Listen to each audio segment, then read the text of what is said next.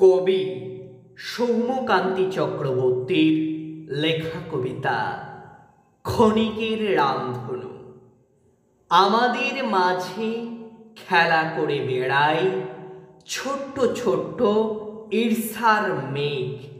আমি আকাশ হতে পারি না কেন, কেন আলোকময় করে তুলি না? জ্ঞানীর সূর্যকে স্বাগত জানিয়ে আমার অন্ধকার বুকে আলো জ্বালিয়ে রাখি না কেন? কেনই বা রামধনুর স্তাবকতাকে প্রশ্রয় দিয়ে ক্ষণিকের শুভ বন্ধুকে বুকে টানি? ওরে রাত হলে তো ক্ষুদ্রাতি ক্ষুদ্র তারা আর কলঙ্কিত চাঁদ তোর হৃদয়াকাশ আলো করে থাকবে। তখন রামধনু চলে যাবে সম্ভাবনার বিলাসময় জগতে।